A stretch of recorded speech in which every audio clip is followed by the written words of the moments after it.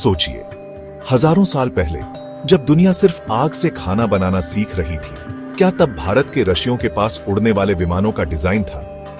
एक संस्कृत ग्रंथ में लिखा है, चालित वायुमंडल में गति करते हुए विमान आकाश में उड़ान भरते हैं, विमानास। प्राचीन फ्लाइंग मशीनें, जिनका जिक्र रामायण और महाभारत जैसे ग्रंथों में भी मिलता है। तो सवाल उठता है, क्या ये सब कल्पना थी या भारत में एविएशन का कॉन्सेप्ट दुनिया से हजारों साल पहले ही आ चुका था? रामायण में पुष्पक विमान का जिक्र है, एक ऐसा हवाई रथ जो लंका से अयोध्या गया था। महाभारत में भी कई ऐसे दृश्य हैं जहां उड़ने वाले वाहन और एरियल वेपन्स का जिक्र होता है। और सबसे दिलचस्प है विमानिक शास्त्र, एक संस्कृत ग्रंथ जिसमें विमानों की इंजीनियरिंग डिटेल दी गई है, ईंधन, धातु, डिजाइन, रफ्तार, सब कुछ। तो अब सवाल है, इतना डिटेल कहां से आया? सोर्स क्या था?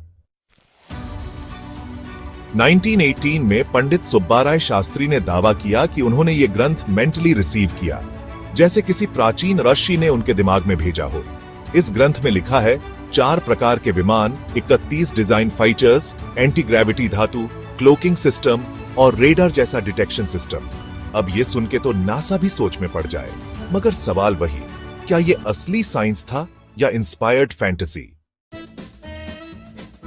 1974 में Indian institute of science (IISc) ने इस पर रिसर्च की।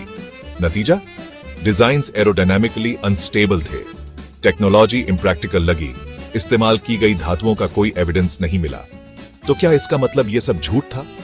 जरूरी नहीं। शायद 1970s की लिमिटेड साइंस इस एंशिएंट कॉन्सेप्ट को समझ ही नहीं पाई। इजिप्ट की पिरामिड्स में स्काईबोर्ड्स का जिक्र मिलता है। माया सभ्यता में एक विंगेड गॉड का उल्लेख है। बाइबल में इज़ीकियल का फ्लेमिंग फ्लाइंग व्हील का वर्णन है। तो क्या यह सब एक ग्लोबल एंशिएंट मेमोरी है, जहां लोग किसी एडवांस्ड फ्लाइंग टेक को अपने शब्दों में समझा रहे थे? रामायण में जो पुष्पक विमान का वर्णन है, वो सेल्फ ऑपरेटिंग था। सभी दिशाओं में उड़ सकता था। न कोई जानवर, न ड्राइवर, सिर्फ मंत्र या एक बटन से एक्टिवेट होता था। ये सब आज के ऑटोनमस ड्रोन्स या एयरक्राफ्ट से मेल खाता है। तो क्या वाल्मीकि जी बस कहानी गढ़ रहे थे या वो किसी भूली हुई टेक्नोलॉजी का जिक्र कर रहे थे?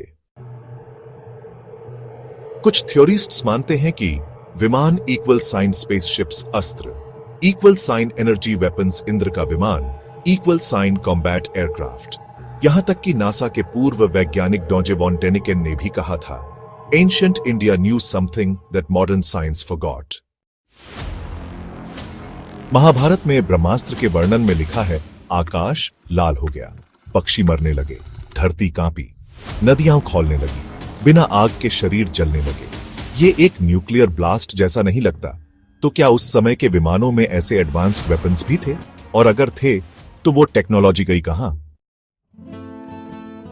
आज हम सुपरसोनिक जेट्स और AI ड्रोन्स बना रहे हैं, मगर अगर 5000 साल पुराने ग्रंथों में वही टेक्नोलॉजी का वर्णन हो, तो क्या हमें हंस के टाल देना चाहिए या गंभीरता से जांच करनी चाहिए? विमाना सिर्फ एक कहानी नहीं, शायद वो एक कल्चरल मेमोरी है जो या तो खो गई या फिर जानबूझकर मिटा दी गई। इतिहास सिर्फ राजा युद्ध नहीं होता, कभी कभी वो सच होता है जिसे साइंस समझने में देर कर देता है। आप क्या सोचते हैं? क्या विमान सच में अस्तित्व में थे या ये सब एक उच्च स्तरीय कल्पना थी? कमेंट्स में अपनी राय जरूर बताएं। इस वीडियो को शेयर करें, हो सकता है किसी और के पास कोई जवाब हो। सब्सक्राइब करें, जहां हम इतिहास, विज्ञान और मिथक को डिकोड करते हैं। मिलते हैं अगले एपिसोड में एक और प्राचीन रहस्य के साथ।